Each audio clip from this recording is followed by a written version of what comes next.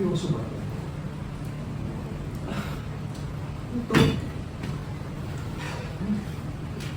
JK, chill ka lang. Bakit? Ano bang nangyari? Sa'yo.